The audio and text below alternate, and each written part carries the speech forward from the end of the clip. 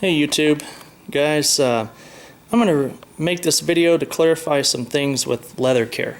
The other videos I've done were very impromptu and I just didn't put that much information out.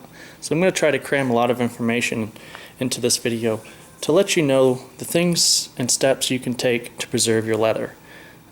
There's many options, but really it boils down to one simple thing. Leather is alive, or was alive on the animal, and the animals produced oils, natural oils, to soften the leather, which is the skin. Well, when the animals die, the leather coat comes off, there's no more natural oils to soften the leather. So you have to preserve leather.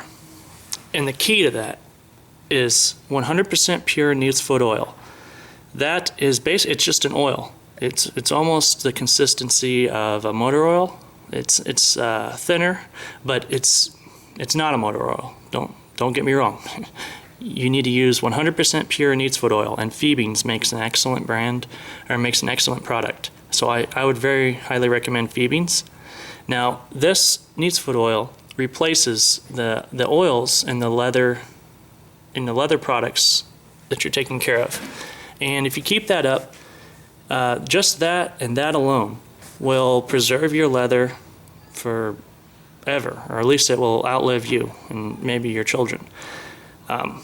Now there are other things to do as well, and I'll walk you through that. So the very first thing you'd want to do to clean your leather products, if it's very dirty, has lots of mud, scuffs, whatever's on it, you're simply going to take a rag and warm water first. Wipe off all that stuff, and then after that you would take a rag and saddle soap.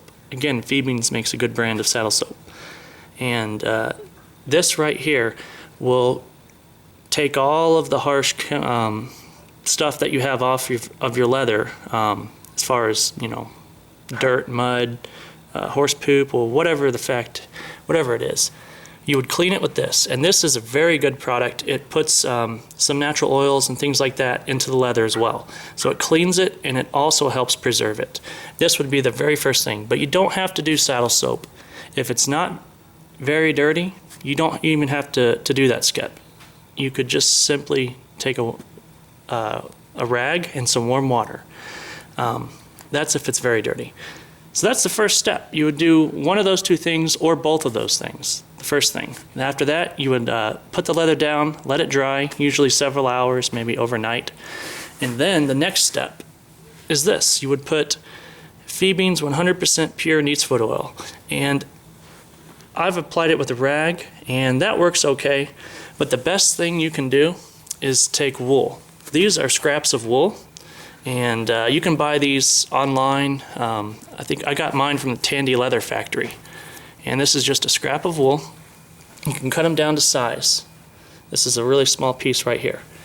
And this is what you would use to apply your Neatsfoot oil.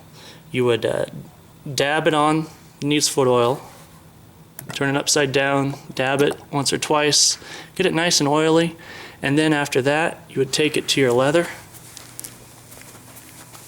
and just wipe it on like that. I don't have any oil on this, I'm just showing you. I'll actually do this in another video and show you. But a piece of scrap wool like this, you got leather on the back and actual wool, is a fantastic tool to apply Neatsfoot oil. But obviously, you know, you don't have that, so you can get away with a rag. But this would be ideal. So then you would put your Neatsfoot oil on, and you would leave it alone for 24 hours. Let it set, let it sink in. Sometimes you take one, sometimes two, maybe three applications. Three might be a little extreme.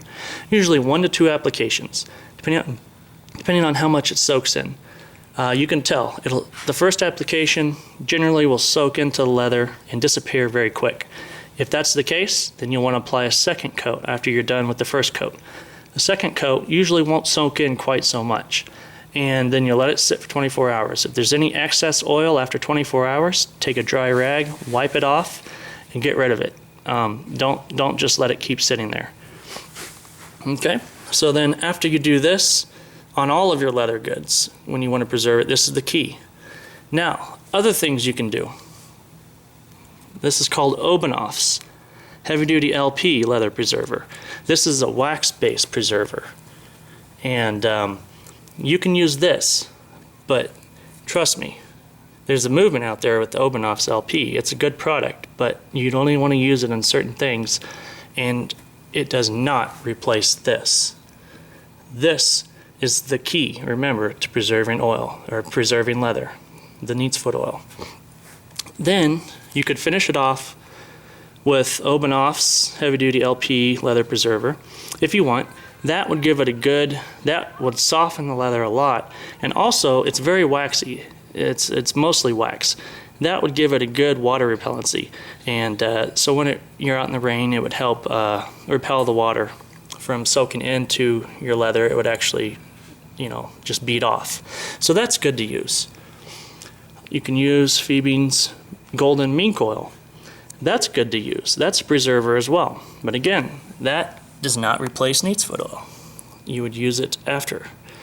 And this does the same thing as the Obenhoff's. And it soaks in, it helps preserve the leather, gives it some natural oils and minerals and things like that. But it also does a water repellency and kind of a waterproofing. Another thing, HUBERD'S shoe grease. Now this stuff here is very greasy and very smelly. It smells like campfire. I would not recommend using this at all for clothing. I would strictly recommend this for shoes. And this does an excellent job. It soaks in to the leather and repels water, and also replaces the natural oils. So these three things here you can use after Neatsfoot oil, depending on what you're using it on. And then also, depending on, usually this is for shoe, you could finish it off with a shoe polish, and that's very much a wax as well, and that helps water repel it as well. But that would be for shoes.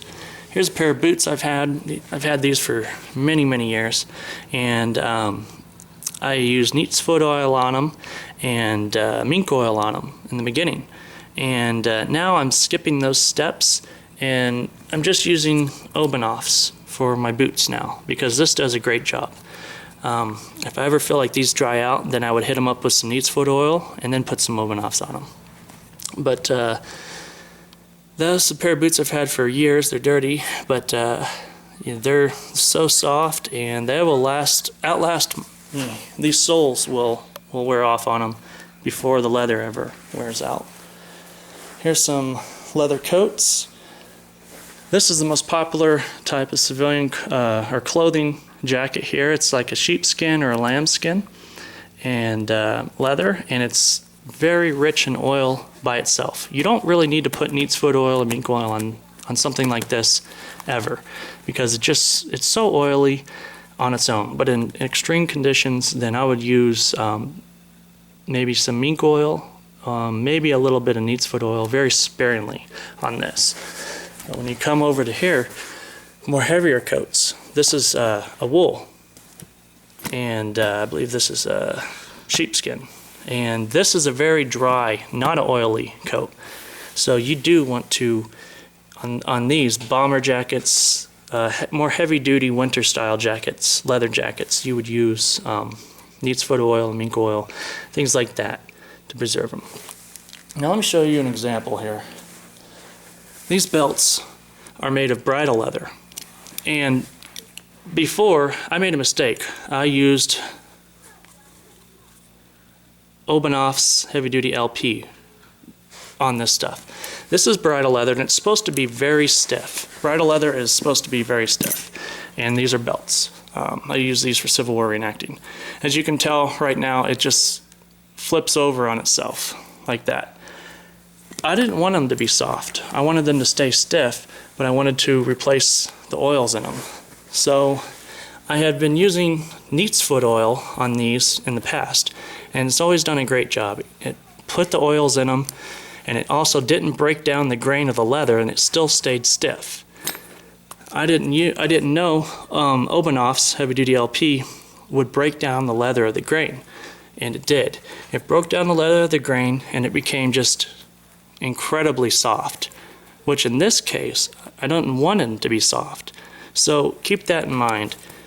Obanoff's Heavy Duty LP leather preserver, the beeswax style, it really softens up a leather. So if you have a leather that you want to remain stiff, do not use Obanoff's.